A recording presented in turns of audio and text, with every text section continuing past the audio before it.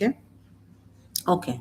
So when I say not enough is where God starts. In the vessel series yesterday, we started lesson 1 and we talked about uh, empty to be filled. You remember what we talked about? Empty to be filled.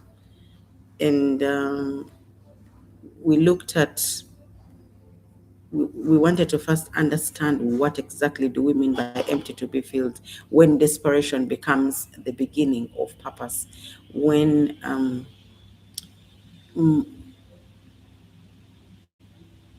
when transformation is going on, especially there's particular phases of transformation that are misunderstood, and those phases we clearly understood are those phases when you are really stretched, when things are really not, you're dissatisfied, you're feeling empty, you're exhausted, you're emotionally drained, you're spiritually dry, you are financially completely empty.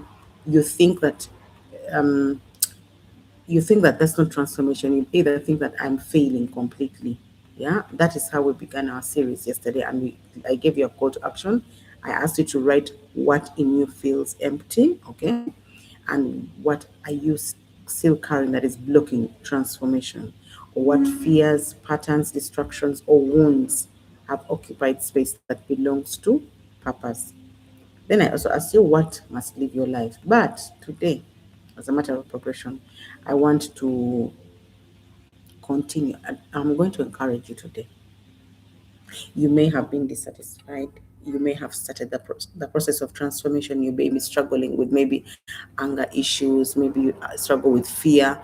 Whatever it is that you struggle with, I'm going to encourage you today. It's going to sound like motivation, but it is not. But it is to encourage you to continue, because you're going to experience a lot of challenges in this journey that you're going to want to give up. Yeah? When we talk about the condition of the empty vessel, you know where the empty vessel is coming from.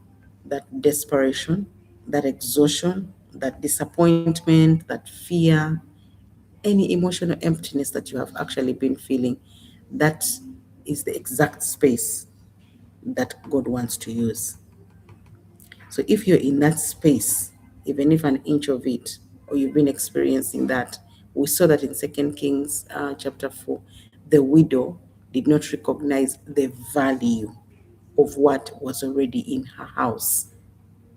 She did not recognize the value. And when we say house, now we refer to us, we are the house. Like many people today, yeah, she was so overwhelmed by the pressure and the pain that she was only focusing on what she lacked instead of what she already had that was placed within her. And I'm sure today, as we go on in our journeys of life, we are confronted with that kind of situation. We don't have enough money, we don't have enough strength, we don't have wisdom, we don't have enough opportunities, we don't have enough support, we don't have enough emotional capacity. Yeah, like which we don't have enough energy to even continue carrying the weight that we are carrying, especially if you have gone through any emotional trauma. You and you know, fear will magnify these not enoughs, and you won't even see the value that is in you. That is what I want to focus on today. Okay, you see that condition of not enough money, not enough strength, not enough wisdom. It's very painful, and it's very external because someone can easily see it. Say, what happened to that one? What went wrong? Yeah, it's because it's very visible. Yeah, sometimes, or sometimes it may be visible, sometimes it may not be, sometimes it may be a condition that's internal, sometimes it may be very visible outside that causes you to even isolate or to hide or something like that. So it can be a two-way, either it's externally visible or internally, like exhausting you, and it's coming out on the outside. I don't know whether you get what I mean. So sometimes it can be killing you inside and you keep it, you mask it, and you have keeping up appearances going on. Sometimes it can be killing you inside and it also comes out on the outside. Yeah. But the truth is, when you focus so much of not enough opportunities, not enough wisdom, not enough support, not enough money. Yeah.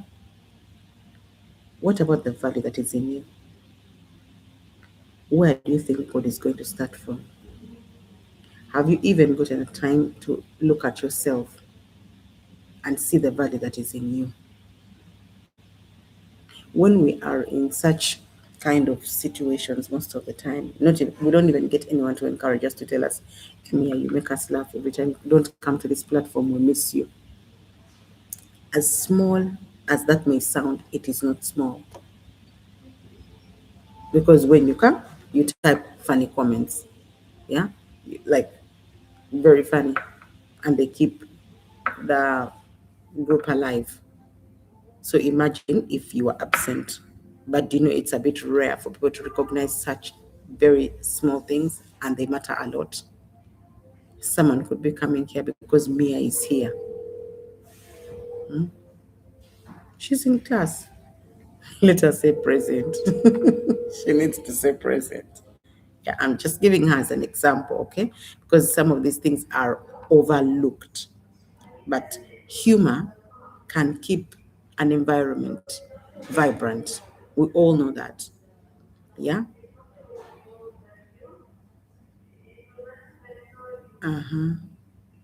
Okay. So the widow in this case has in her situation, it was beyond difficult for her. Her husband had died, debt had accumulated, pressure had increased, her children were about to be taken as slaves by creditors. You imagine yourself in that situation. She was grieving loss, by the way, of her husband while simultaneously facing the collapse of her future because the children were being taken. Heaven did not ignore this. Heaven was watching her condition. Let me give you an example of people who, why I say not enough is where God starts from. Look at Moses. Didn't he feel inadequate? He said, I can't talk. I can't go. I can't face Pharaoh. I cannot talk. Gideon, when they found him under a tree where he was threshing, he said, they called him mighty man of valor. I said, mighty what? What are you talking about? Jeremiah felt too young. Are you seeing? For you, where are you? I want you to think about all these things. Hmm? Paul struggled with weakness. He used to stammer. Yeah. And then remember when the multitudes were coming in thousands, 5,000, right? And then the disciples were like, no, no, no, no, no. Let them go back. Go to the market and look for food. We cannot afford. But what did the other boy have? The loaves and the fish. And now what does the widow lack today? Provision. The two sons are being taken by creditors. Yeah. And she does not have money to pay for the debt or whatever it needed to pay the debt. Instead, the creditors were going to take her two sons. And yet, God still worked through them. So, where are you? Where are you? Where have you seen yourself? If we don't even go, I'm sure you've had so many testimonies from people where they were, huh? How they were on zero at that particular point, and God came through for them. Their miracle arrived at the point when they least expected it. You see, God's system does not begin when your human strength begins. No, it begins where surrender begins. As soon as you surrender to the transformation process, that you know what I am weak, you know what I struggle with this. I want to walk in purpose. I'm at this point of, I have a long list of things that I have been dealing with. And you say, I need to move forward. He begins where you surrender, not where you are mighty, not where you are very strong. And you see the modern leadership culture always pressures us to appear strong, be composed, be successful, be very emotionally stable. I mean, even if someone is going through pain, You may not know what they are going through behind closed doors. The next thing you hear, they are not alive. Because if you're a leader, a steward, a visionary, or a builder, you're supposed to appear financially secure. You're supposed to be fully capable. That's the expectation of the world, right? But internally, what is the condition? Most of the times, leaders, stewards, visionaries are overwhelmed. Overwhelmed. They have a business, they have maybe an organization, and they have so many staff that they are supposed to pay. But they are at that point of, how am I going to survive this? They're emotionally fragmented, they are burnt out, they are dry, and silently asking, how am I going to survive this?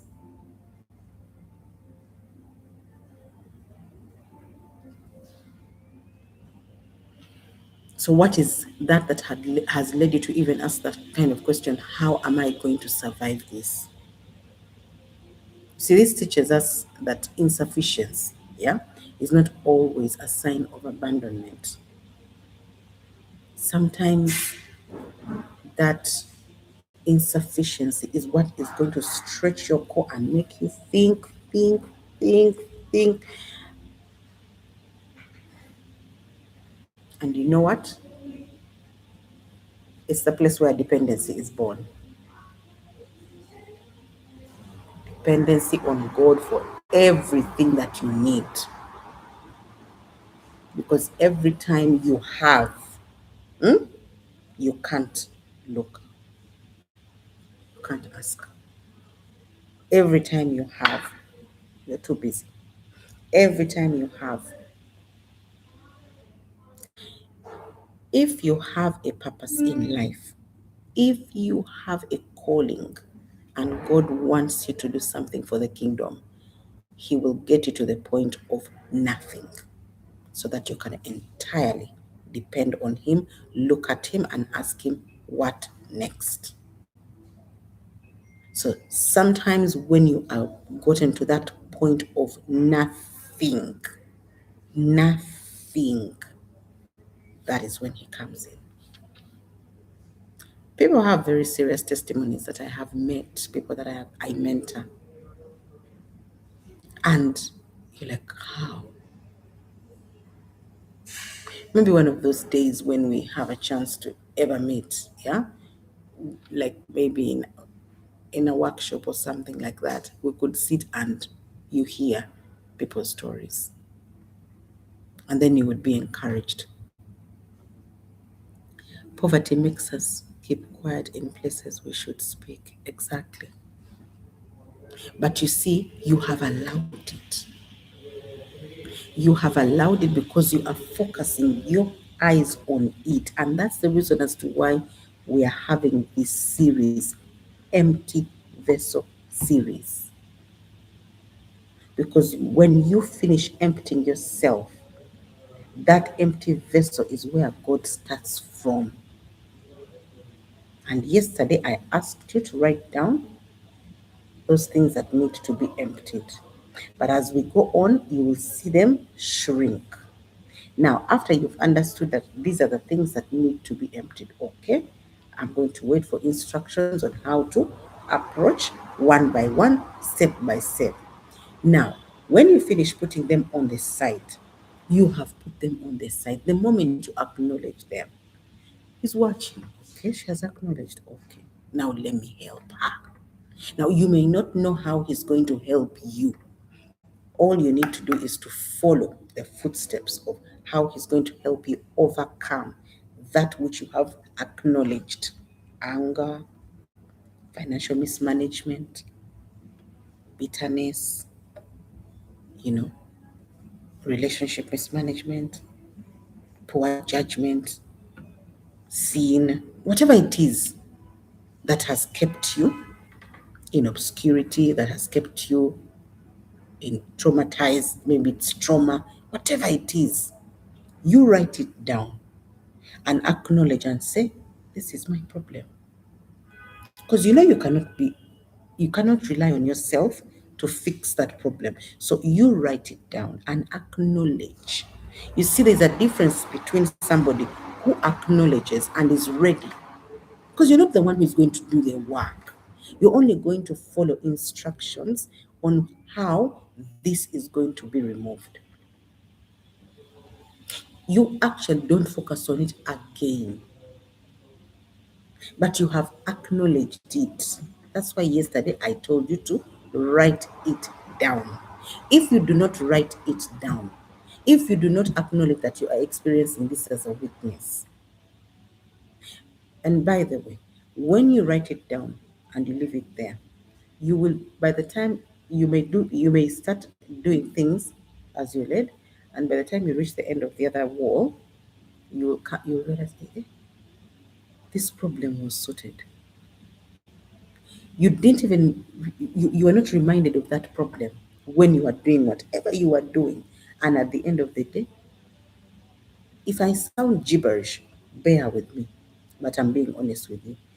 You will get instructions: go here, do this, go here, do this, do this, do this, and you will perform all. You will not perform, you will follow the instructions and will fulfill what God is asking you to do. By the end of the sixth assignment, the problem number one is ticked, solved. So write them down, acknowledge them. If you want to stay in that state where you are, focus on that problem. Acknowledge it, that this is the challenge I have.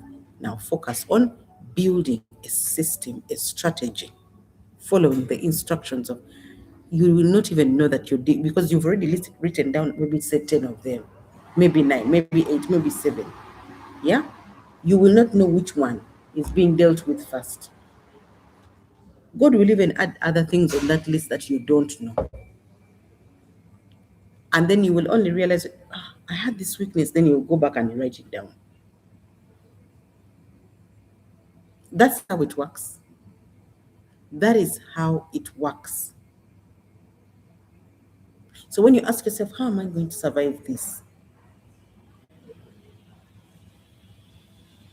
Insufficiency is not always a sign of abandonment. Sometimes it is the place where dependency is born. The moment you learn how to depend on God, on, let me build a strategy with Him, and He shows me where I am going to go, how I am going to begin, how I am going to move, what exactly am I supposed to do. You don't even know what exactly He's working on, but for you, you're following instructions. Like the way you've come to class faithfully. This one of coming to class is the first step of transformation, is the first step of healing. You see, most of us only look at what is missing. When they asked the widow, how can I help you? She said, she first mentioned the debt, the fear, the threat, the pressure, the loss. You used to trust people more than yourself. And clearly, the Bible tells us not to trust people, only trust God, because He's the one who knows the hearts of men. You do not know the heart of man. So, what is it that you feel you don't have? Or what exactly have you been focusing on that is missing in your life? Like the widow, debt, she had fear, she had a threat, she had pressure coming, the sons were being taken, and she was so focused on that. And you see what pressure does? It blinds you from recognizing what still remains. And let me tell you, it will continuously haunt you, haunt you.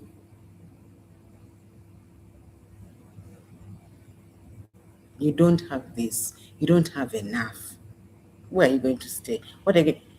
You will hear that voice so loudly that you will focus less. Yes, our backgrounds.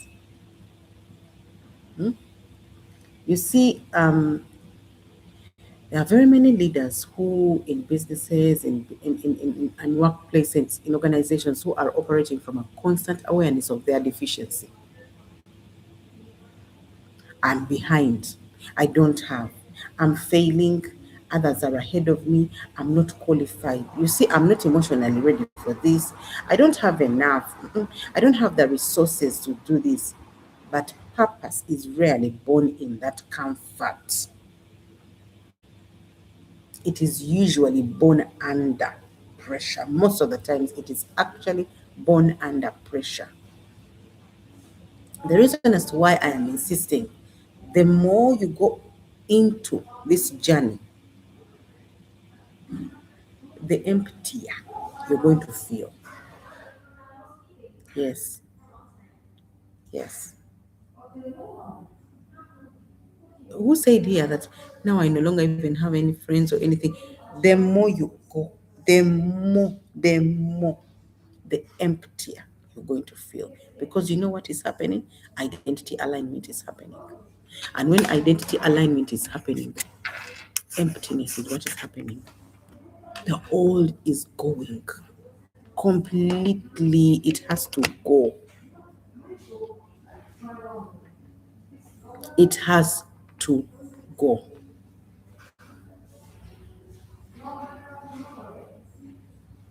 Sometimes you feel like you don't, like you're not enough.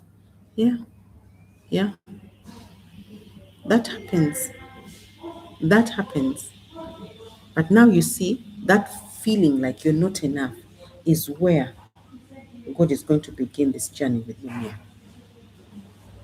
That thing of not having self love, that is exactly what you're going to write on the list and put I don't have self love. I need to have self love.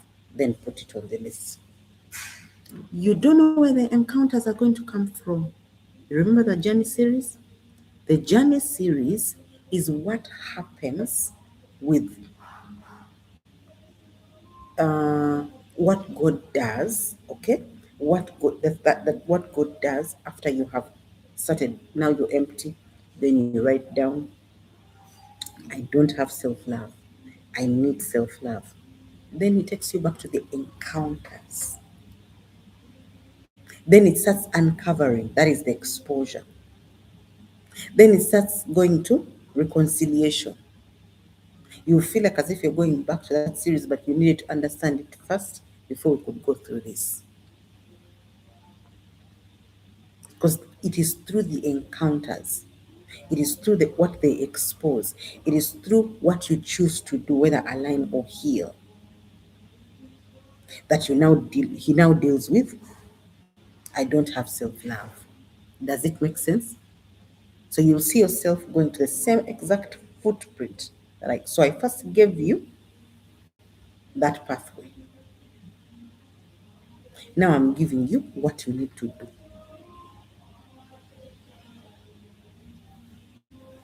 Write down, I don't have self love. Then in the evening, you may get an encounter. Are you seeing how it works? It's very experiential and very practical, this transformation process. You see, God will always begin with what looks insignificant. The widow only saw a flask of oil. But you know what heaven was seeing? They were seeing multiplication. So what we see here on the physical is not what it is not what it is. But the thing is, you are required to acknowledge, because God can't force this down on you. No. He needs your yes, he needs your willingness, he needs your participation. If those three things are in view, do you know what you overlook when you're focusing on poverty, when you're focusing on you don't have self love, when you're focusing on I feel like I'm not enough? Do you know what you overlook? You know that you have a voice, right? You know you have wisdom, right? You know you have a testimony, right? You know you have experience, right? Hmm? You know you have that leadership ability, right? There's so many things you've been told. You know you're creative, right? You know you have discernment, right? You know you have a story, right? You know you have resilience, right? How many things have I mentioned? But when you're asked, you say, only a small flask of oil. And we all are victims of this. Whatever we have, we may not, we look past. We don't really value what we have. We are looking forward to the next, to the next, to the next. And then we focus on what we don't have. I don't have this, I don't have this. But what about what you have?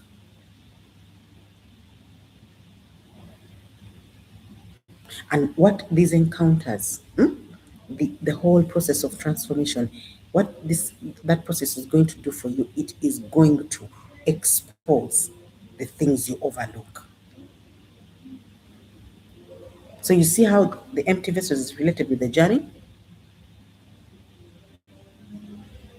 but do know what? Do you know that I also lacked self-love before these transformation classes because I used to love other people but left myself behind. Ah, okay. Yeah, now at least you know. I didn't have self-love and it revealed to me how I was being used, disrespected, and easily manipulated. Yeah. Every time you have a void in you of love for yourself, it's an attraction for uh, people who are going to take advantage of you. It's a very huge attraction. That's why we have to go through identity alignment. When you go through identity alignment, you get to know who you are. So the transformation process that I am giving you, for example, I've just told you, yeah, the moment you say yes and you acknowledge that, okay, these are my weak areas that I have identified from yesterday's class, right? And then you find yourself getting an encounter. What this encounter is going to do is going to show you exactly what is in you that you actually were not seeing. If you find another person in the same situation or even worse, and you're compassionate enough to talk to them, and you find yourself even having ideas, you ask yourself, where did this come from? I'm experiencing the same challenge and I'm busy advising this person. Now, what is God showing you? And the only time He could get you to see it is when you do not have. Because when you do not have, you may not even have that conversation with that person. But when you don't have this and you're stretched and you're talking to this person, you don't have it, but you're encouraging people, no, you see, in this conversation, it's going to be like a mirror to you. You actually are doing something. You're using your experience to talk to another person. You're using the lessons that you learned maybe from this to help another person. What is it telling you? What is it showing you that you are overlooking? What is that creativity you're overlooking? What is that resilience you're overlooking? What is that wisdom? What is that voice that you're overlooking?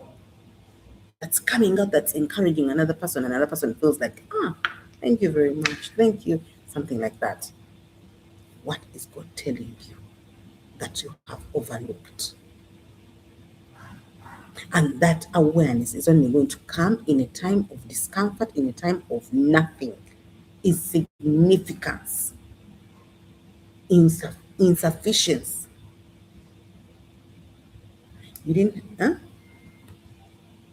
Okay, I thought you had written another message. Okay.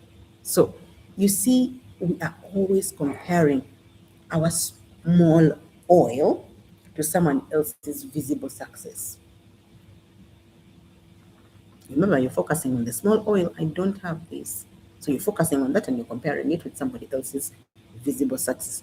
When you sit down with them, with their visible success, do you know that you could be the one to actually help them from the pain that they're actually experiencing? But they decided not to focus on the pain. They decided to focus on what they were told to do. So what you see visibly here is them being obedient. Even when I am hurting here, let me go and do what I'm supposed to do. Let me not procrastinate. Let me not give up. Let me not cancel it out. Let me continue no matter what. Even if the door there has been closed, let me enter through this door.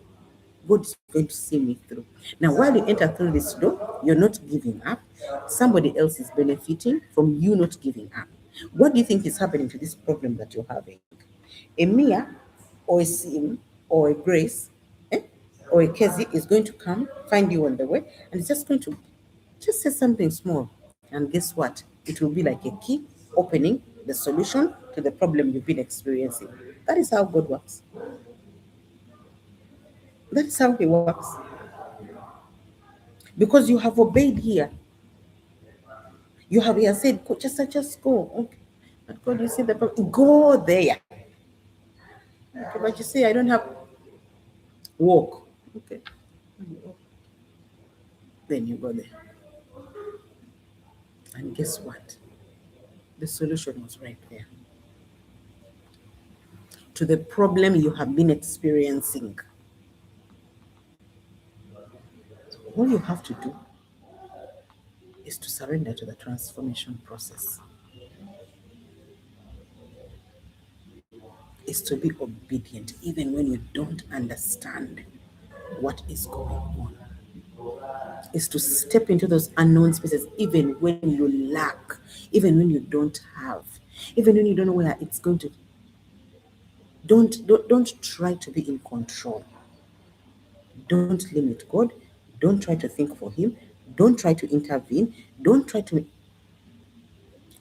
Just be still and be obedient.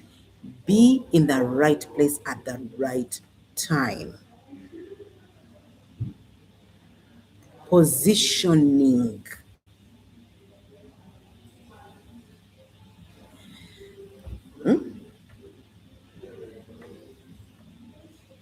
When you look at the weaknesses that you are having, probably, I don't have money, I don't have energy, I don't have strength, I don't have the qualifications, I don't have I don't, I don't have, there are a very long list of I don't haves. Yeah?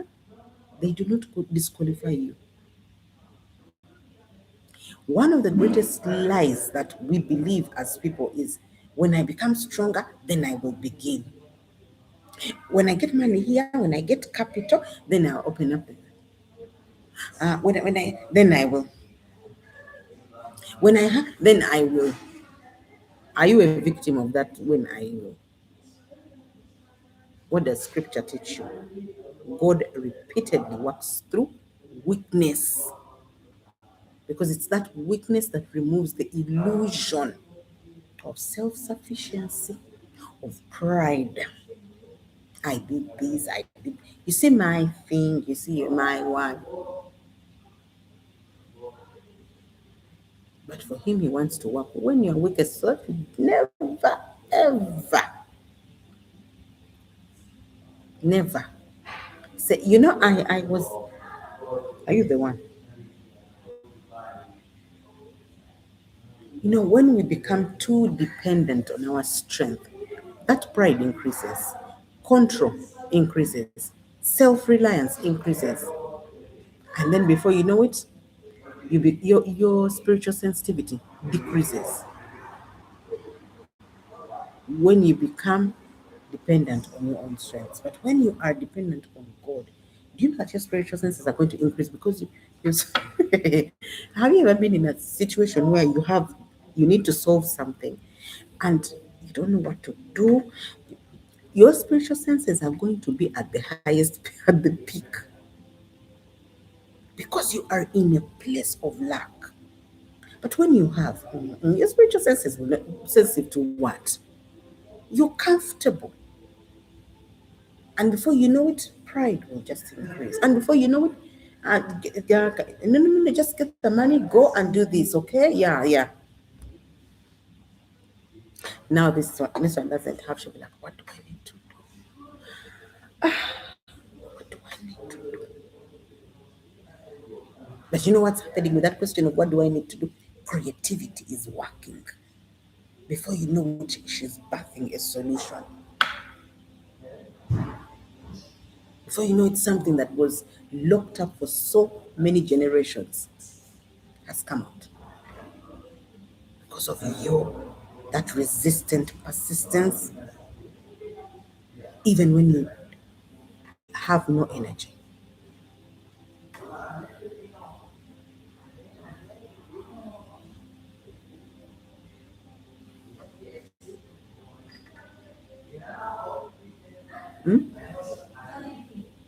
Ah, okay. Thank you, Hajara. That's a nice one. That's how you came across our life. God knew you were, I was aligned to healing and growth. That's nice. Hajara, thank you for sharing that. Thank you for sharing that. You're a victim of waiting for the perfect time to make yourself happy. Okay, I'm glad that this is going to help you because this needs to help you. This needs to help you to see things from a totally different perspective. The moment you start seeing things um, not in the way that you've been perceiving them or doing things totally differently from the way you've been doing them, then you know that you're now becoming a citizen in the kingdom of God and you're coming out of the system of the world. Because when people reach the end of themselves, they finally become open to transformation. And when you are a child of God and God has a very great purpose for you, don't ask yourself why you are where you are. You are where you are. He wants you to reach the end of yourself so that you can be used as the vessel that He wants you to, what He wants you to do. So, the reflection section. Question one. What area of your life currently feels not enough? What area of your life currently feels not enough? Is it finances? Is it emotional capacity? Is it the leadership capacity? Is it confidence? Is it clarity? Is it discipline? Is it healing? Is it relationships? What is that area of your life that currently feels not enough? Kezia, you're posting the question.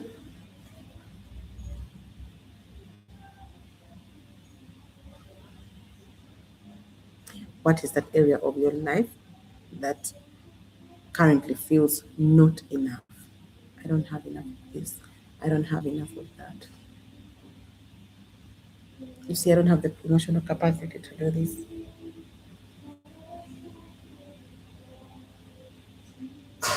Anyone wants to share? Are you quiet? Don't be quiet. Keep the momentum going. Question two. Are you focusing more on what is missing than what still remains? Thank you. Are you focusing more on what is missing than what still remains? Like the widow, many people still carry oil, but they no longer recognize its value. Just a little oil here. But what is the value of that oil? It's because you see, that little oil that you're saying is little is where you're going to start carrying out the steps, the disciplines that we've been talking about on a daily, and then it's going to start increasing. It's going to start increasing. It's going to start increasing. And before you know it, you have built capacity for something that you had no idea about. You had no clue you could actually execute. You had no clue was in you.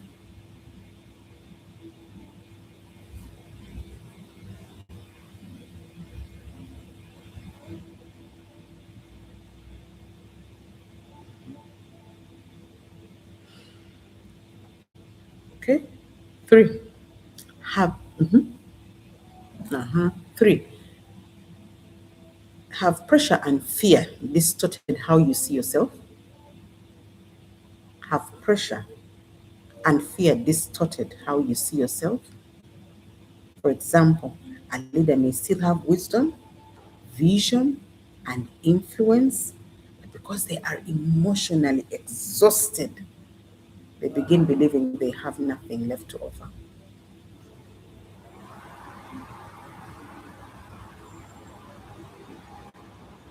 So you see, just one area of someone's life, they are emotionally exhausted. If that emotional exhaustion is going to make them withdraw completely from everything else and shut down. Imagine how many people are going to be affected by that shutdown. They have wisdom, they have influence, they have a vision. Then they just get emotionally exhausted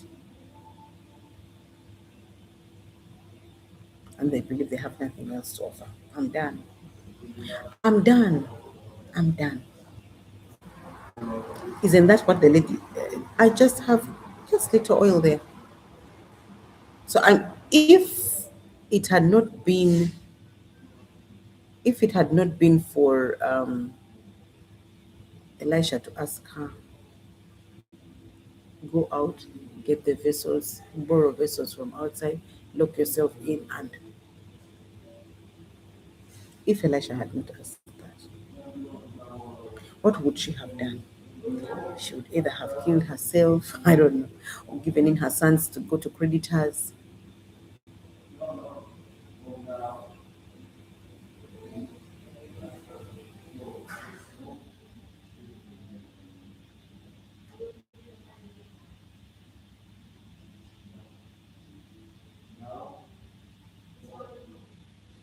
Casey, pardon on what? Number three, have pressure and fear distorted how you see yourself? Where are the rest? Why are you keeping quiet? Are you reflecting? Have pressure and fear distorted how you see yourself? What is it that has distorted how you see yourself? Like, just one challenge that you've had has shut down everything.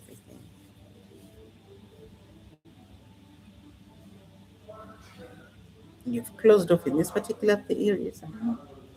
Um, that area, that those things are not for me. I left those things. I met a lady and she told me, those things are not for me. I that topic is not something I want to talk about. I said, you mean you've given up? I've not given up. You're not getting my point. They're all dogs. I said, so you see what bitterness can do? But you see what, probably she has a very huge purpose in that particular area. So the enemy is very clever. He will start from these ends when he's targeting that, your purpose. And he will do it very well, knowing very well that if I do this, she's going to be very traumatized. And then she will not be able to speak again. She will not be able to help anybody again. She will not be able to do this and that. Let's start with it. Then all the people that you meet on the way, they are betrayers. Basically, the trauma started when you were young. Then you met betrayers. Then here you met slanderers. Then here you met, just so that you never activate.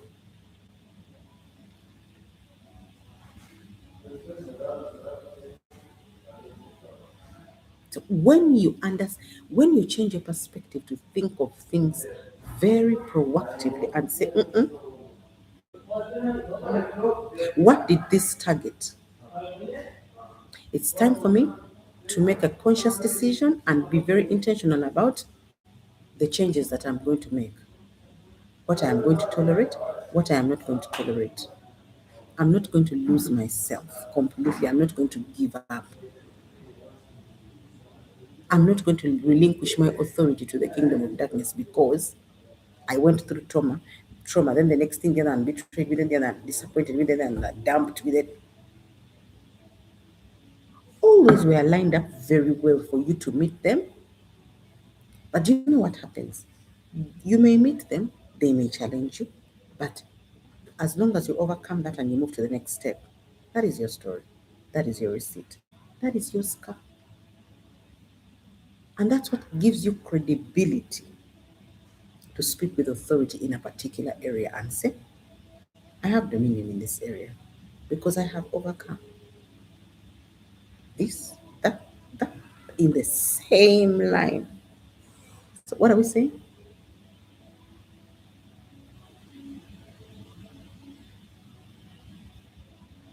easier said than done, but when you actually go through it and you overcome a particular challenge that you have been experiencing and you go through to the next level, life becomes totally different. Even the conversations change because now the way you see life is totally different, and the way you'll be approaching every challenge you'll be experiencing on your way will be with a totally different mindset.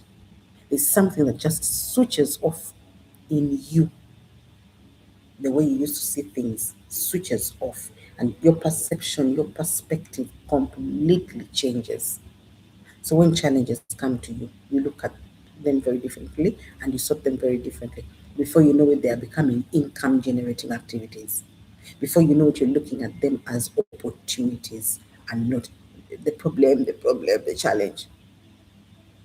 You actually look forward to what next. Your perception of things will change completely. The moment you overcome just this one challenge, then you start.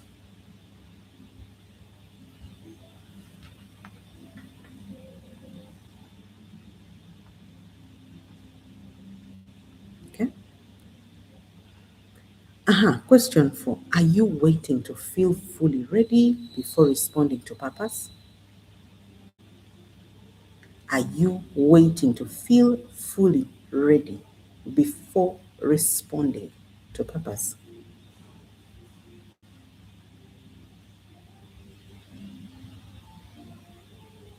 You see, most of us can choose to delay transformation because we believe that we must first become very perfect and then we start the transformation process. You see, I have these problems here. No, I don't really, I'm not very comfortable talking about this because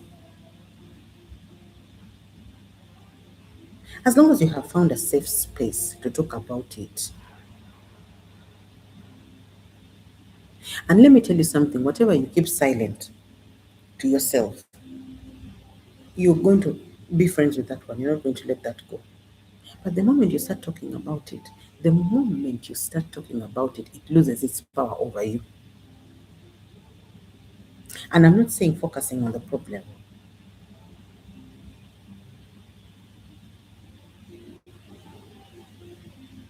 With the moment you surrender and not think yourself perfect. Yes, Casey, we are now with there. You don't have to know now. You can get to know as you navigate this pathway. Okay, as you create your roadmap, you're going to get to know. But I can assure you, all the clues you have them. Like you've been seeing the things that you've been doing, the people that you're drawn to, the places that you're drawn to, the people that come to you, the problems that you solve. There's a lot of similarity here and there. Now, as you start going through this journey that we started, okay, this series that we go through, you're going to things are going to start becoming visible to you.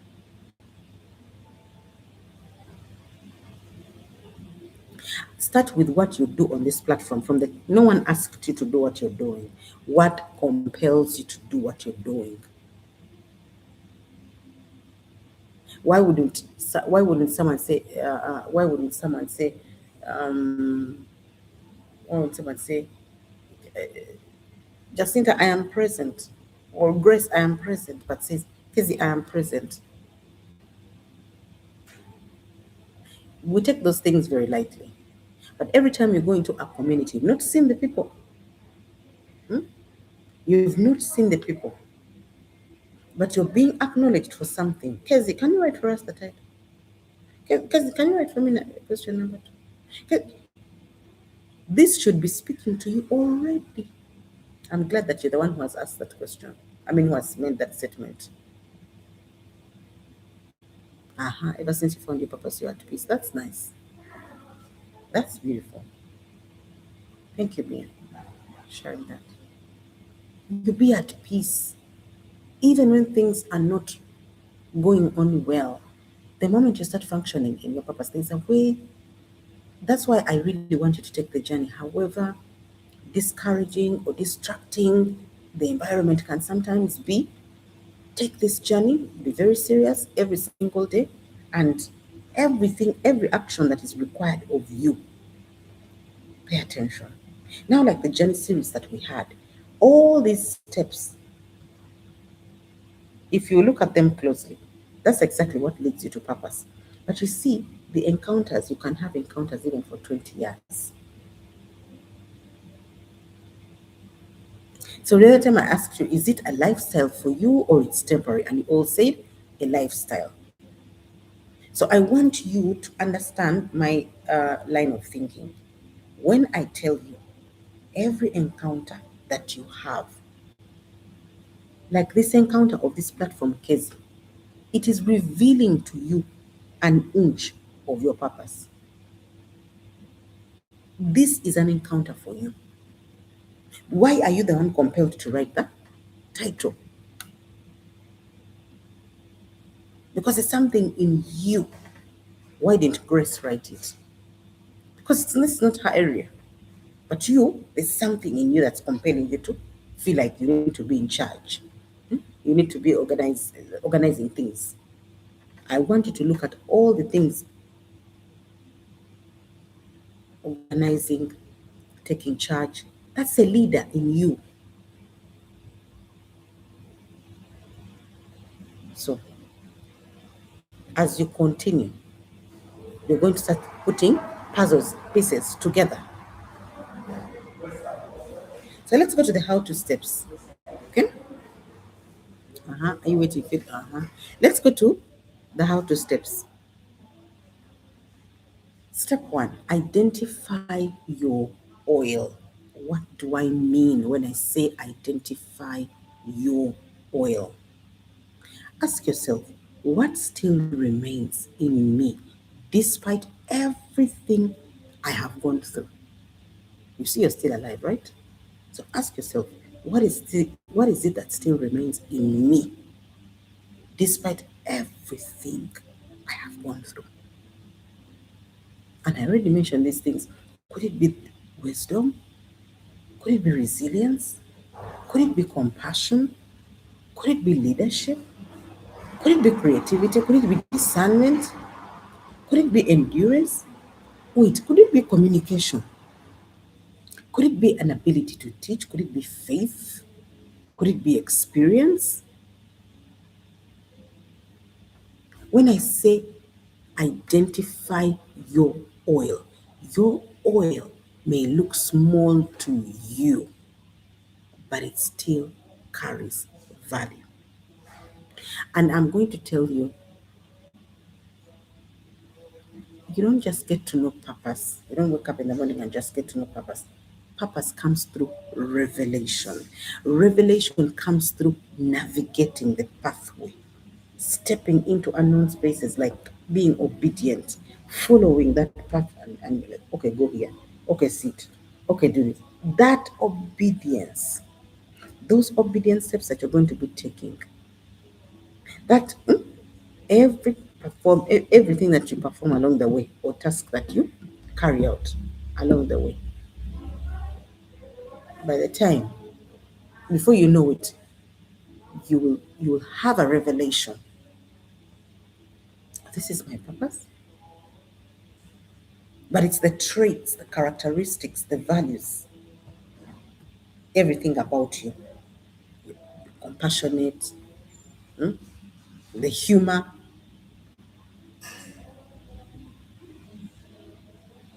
So Mia, let me ask you a very simple question.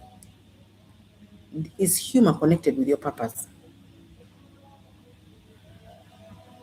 Maybe help us to understand. I want us to understand um, the traits or the attributes around you that kind of like give signals of what your purpose could be, that probably you've not paid attention to. And it's okay, because most of the times, whatever you do so naturally or supernaturally, others look at you and like, how did you do that? It comes natural for you. But for you, you don't see it as something big.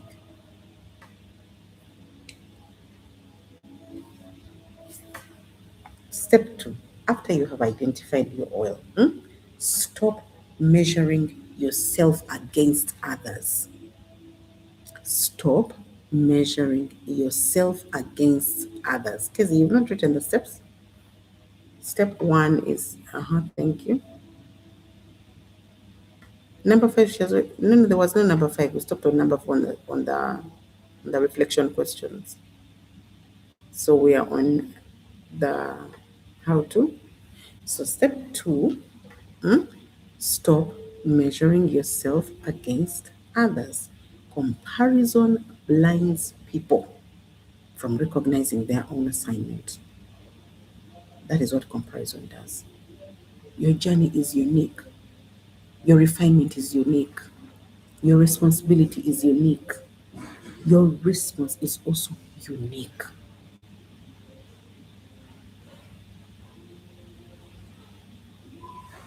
But when you keep comparing yourself with against other people, you won't be able to see your uniqueness.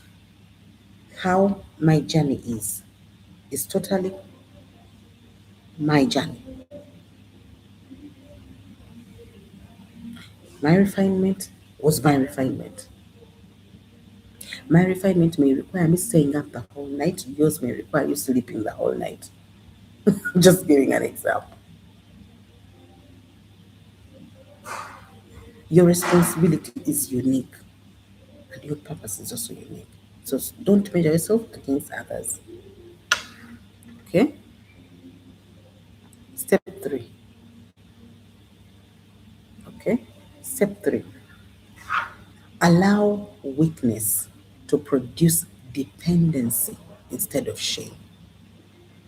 Allow that weakness that you feel to produce dependency instead of shame. Allow weakness to produce dependency instead of shame.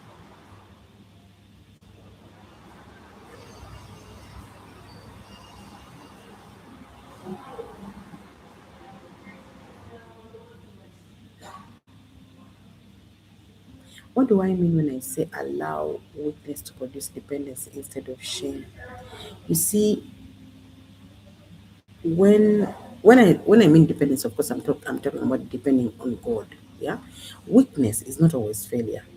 Okay, sometimes that weakness that you feel, or maybe like I'm not strong enough, I don't have money, I don't have this. It's like an invitation for you to surrender. Like for example, to this transformation process, it's an invitation for you to be able to trust that you know what, God has a plan for me. It's an invitation for you to be able to realign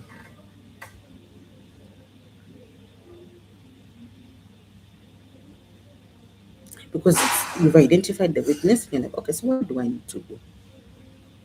It's an invitation for you to maybe say, slow down. Like you said, I talk too much. Slow down. By the time you recognize it that it's a weakness, let me slow down. Let me think. Let me pause. That weakness is an invitation for you maybe to heal. So allow it to produce dependency. Like if I am weak in this area, maybe let me surrender. Dependency to surrender. Dependency to trust. Dependency to align. Dependency to heal. Dependency to slow down.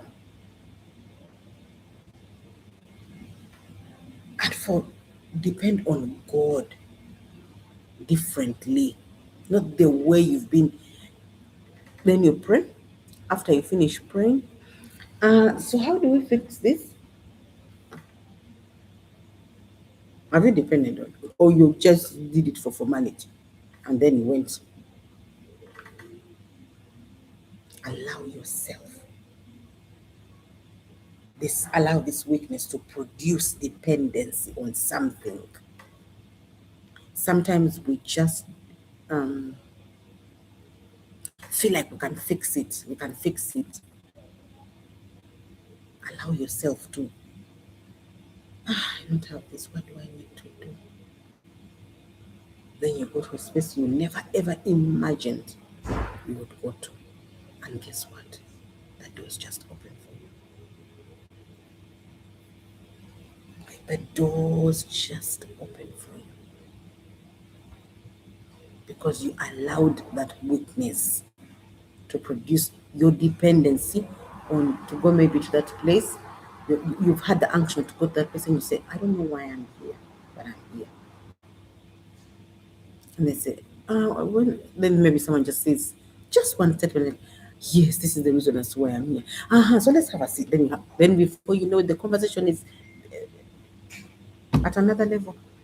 And then you start telling us, guess what? I went to this place. I just went. I felt an action to go there. And one thing led to the other, and everything was sorted. Are you serious? Yes. Because you allowed your weakness to produce dependency on God, to align, to heal, to even sit where you would not have sat and then listen to a conversation.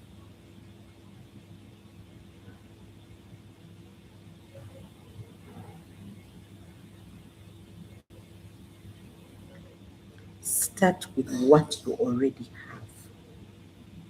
Start with what you already have. Do not wait for the perfect conditions. Do not wait for the perfect conditions. You see, most people never begin because they're waiting for more money, more certainty, more confidence, more validation, more approval.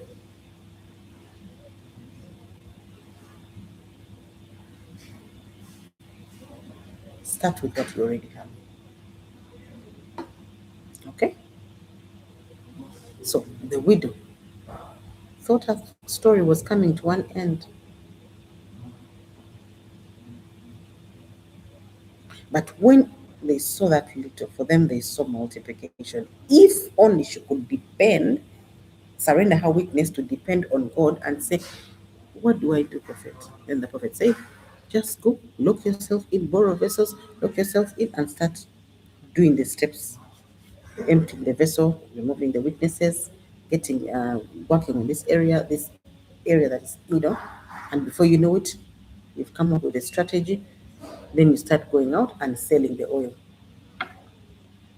Whatever it is that you've been building here, then you go out and start selling the oil.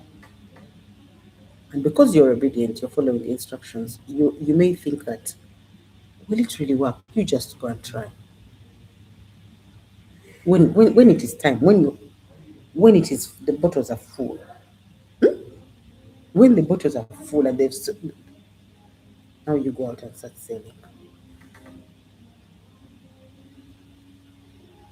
When the bottles are full, that is like a signal. Now you can go, go. But you need to first enter the room, lock yourself up, and start building the strategy. And that's what we are building right now. We've started. I hope you are with me. Are you with me? Because for you, what you see as zero, God starts when you are insufficient, when you are on zero. Now I can use you because you are on zero. When you are on zero, you will listen to me. Do this. Yes. Okay. Yes. Yes, sir. Because you are on zero, you will be obedient. And by the way, you'll be perfect. Because whatever you're told, you do. Whatever you're told, you do. Whatever, meanwhile, you're lacking. But whatever you're told, you do. Whatever you're told, you do. Whatever. By the time you finish, you will not believe it yourself. Am I the one who did this? Yes, you're the one who did it. But if you had, you would not have done it. It's because you did not have. And you allowed your not having that weakness to produce dependency on, yes, okay, yes, teacher, yes. That pressure, the debt, the fear, the insufficiency was not her final chapter. At first, she thought it's the end. All she needed was a revelation. Get the vessels, enter the house, lock the door. You just need a revelation. And may all of you get a revelation today. In Jesus' name. May all of you get a revelation today of step one or step two, wherever you are, whether you're walking in purpose or not. May all of you, may that door of revelation, whether one or two or three, whatever it is where you are, may you receive a revelation of what to do and surrender and ask, what do I need to do? Give me the strategy. Ah, okay. Even if it is looks stupid, you just do what you're being told to do, you'll see. Just do, you'll see.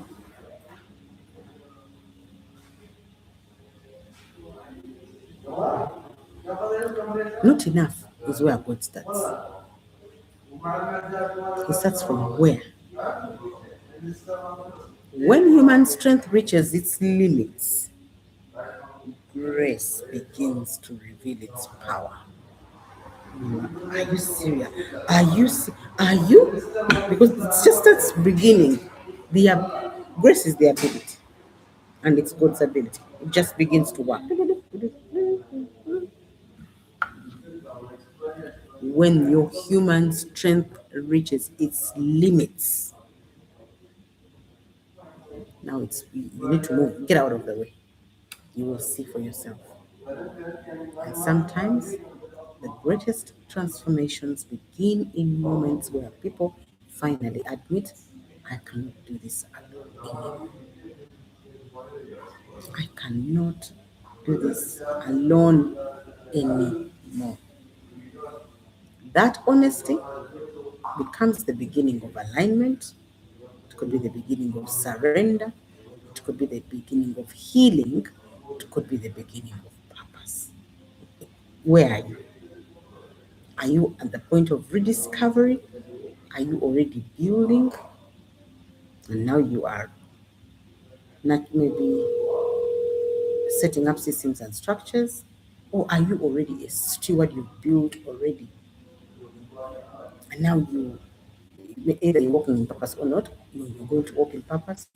Or if you're already walking in purpose, are you now already looking at how do I guard, how do I preserve, how do I pass on, how do I ensure this legacy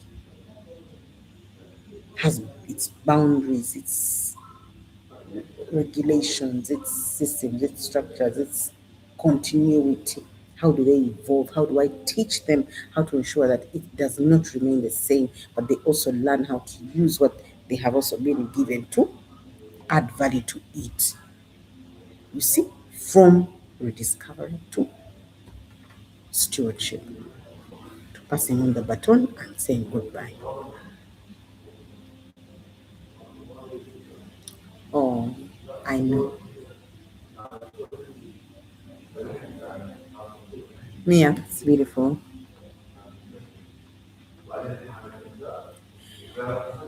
It's that loneliness and that emptiness is where God starts. It feels lonely, it feels empty, but you're not empty. You're thinking that you're empty, but you're not. Because if you have discovered your purpose, then there's a lot that God has worked in you. Maybe you need to check if there's an area that has not yet been covered. Because you shouldn't be feeling empty. You should be feeling filled but lonely. Yes, lonely. It's lonely. It's lonely at the top, but empty. You shouldn't be feeling that. If you're feeling that, you need to check why you're feeling that. So I need you to identify one area that you have been focusing more on. Okay, what is missing than what still remains. I'm still going to ask you that. Um, I'm still going to give you that assignment. You're at peace but lonely. Okay, that's okay. Lonely, that one you can't, you're going to get used to it. It's lonely at the top here. That one you're going to get used to it until maybe you get like your inner circle and all. It's a good thing we have this community, so at least you have an hour a day to come here and laugh a bit, you know. So it will, you'll get used to it. You'll get used to it. At first, I also had a hard time um, with a loneliness bit, but then I realized that it was for a reason. Not everybody is supposed to have access to you because of what you carry. Okay, so it's for your own protection sometimes. You may feel lonely, but it's for your own protection. So, what exactly feels insufficient? What feels insufficient, and what pressure have you has been revealing, and what oil still remains in your house? You've also healed your inner child. Ah, that's nice. That's nice to hear. That's really, really nice to hear. That's nice to hear. Okay, so don't forget, purpose rarely begins with abundance. It begins with one small jar of oil and the willingness to surrender that small jar, and then you start pouring in, pouring in, pouring. Before you know it, yeah, we only have 3 steps today. We only have 3 steps today. No, 4 steps. Casey, which one did you write? Let me see. Allow. No, there are four. Start with what you already have. Hey, I didn't give it to you. I'm sorry. Okay. Start with what you already have. How come I even concluded?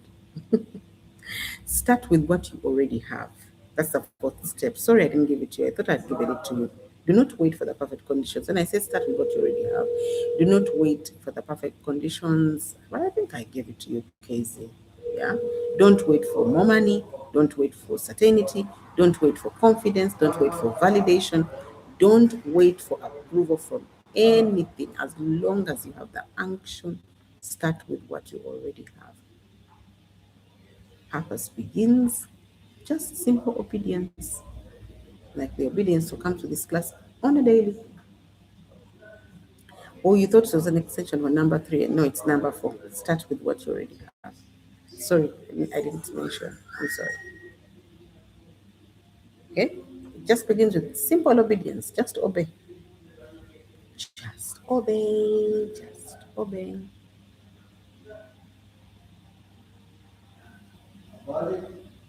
Okay? Okay. So I guess this is it, guys. Today's lesson is done.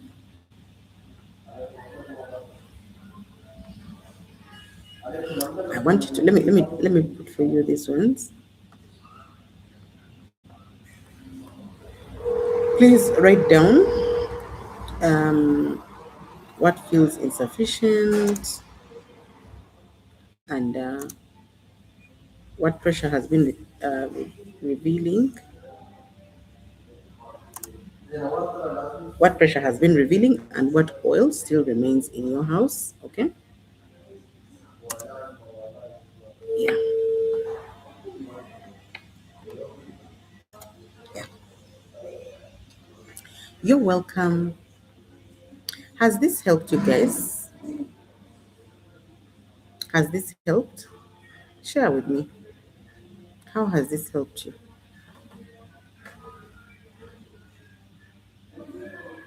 Share with me and tell me how this has helped you today. You're welcome, Rachel. It has helped. Oh, Brenda, you are there.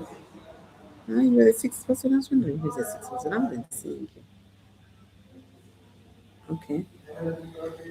So I hope this has helped, guys. Let's begin with the obedience part. Okay. Okay. Good to see you, Brenda. Good to see you. So I guess I'll see you tomorrow. Eh? Tomorrow is Friday. I was going to say it's today Friday. Yeah. Today's Thursday. Okay, I guess I'll see you tomorrow. I'll see you tomorrow. Bye bye. Have a beautiful day. Have a beautiful one. Okay. Shalom, shalom. Bye.